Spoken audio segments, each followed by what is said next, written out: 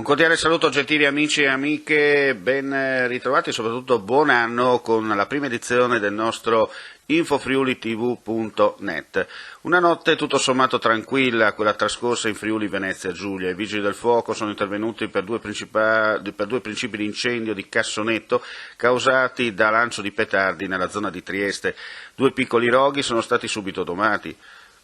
Ma la cosa incredibile è che qualcuno, per festeggiare al meglio l'inizio del 2021, ha pensato bene di lanciare un bengala, un lanciarazzi di segnalazione, che ha colpito una pizzeria in pieno centro a Trieste. Per fortuna non si è sviluppato l'incendio, i danni sono limitati alla vetrata, anche per questo caso sono dovuti intervenire i vigili del fuoco per spegnere l'incendio e rendere in sicurezza l'area.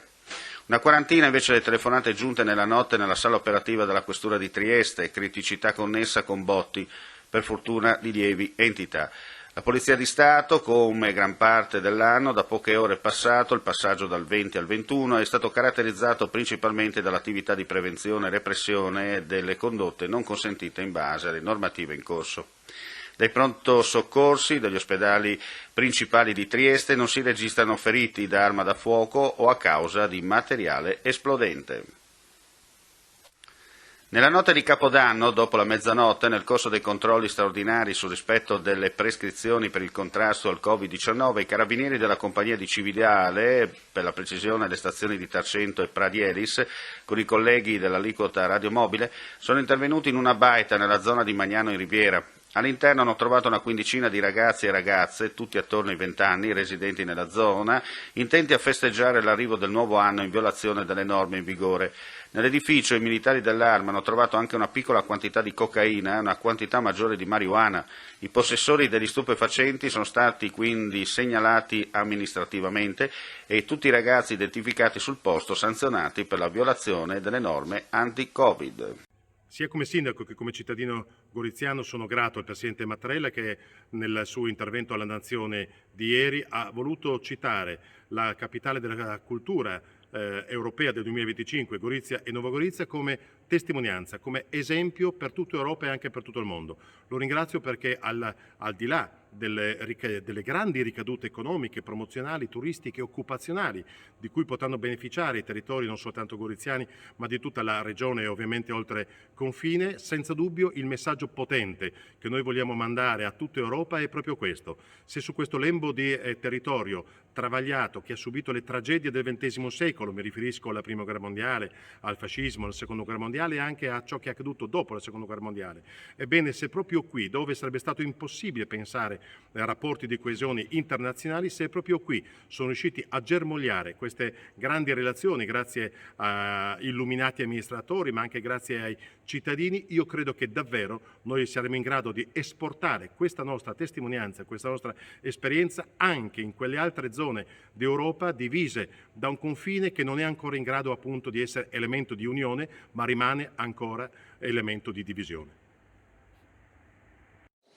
Care colleghe e cari colleghi, buonasera a tutti.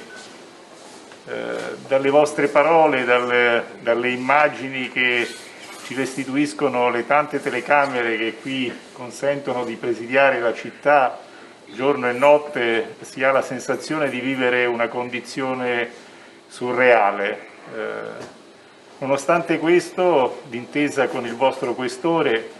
abbiamo voluto mantenere questa tradizione che da tantissimo tempo accompagna la nostra amministrazione e in particolar modo la Questura di Roma, che è la più grande questura d'Italia, che è la questura che ogni giorno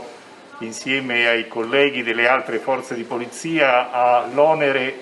di preservare la sicurezza nella nostra capitale. Quindi noi saremo chiamati ancora una volta, non solo anche in questo caso a far rispettare le regole, ma a farle rispettare con grande sapienza e con grande umanità. Quindi nel ringraziarvi per quello che avete fatto, ma soprattutto per come lo avete fatto, per quel tratto di umanità che avete saputo sempre mettere anche nelle situazioni più complicate e dando prova di essere ancora una volta punto di riferimento irrinunciabile di questo Paese. E quindi nel ringraziarvi per tutto questo vi auguro ovviamente e ci auguriamo tutti un nuovo anno, come dicevo prima, consapevoli che le difficoltà non cesseranno subito, che avremo ancora da combattere, che avremo ancora da stare saldamente al fianco dei nostri concittadini, ma tutto quello che avete fatto e il modo in cui lo avete fatto per noi tutti è garanzia, sollievo e speranza che il 2021 lo affronteremo con la giusta forza e la giusta determinazione e porteremo a casa ancora una volta quel risultato prezioso che è la sicurezza della nostra gente. Grazie e auguri a voi tutti. Non ci sono altre notizie, vi diamo appuntamento più tardi e ancora un felice augurio di buon 2021 a tutti.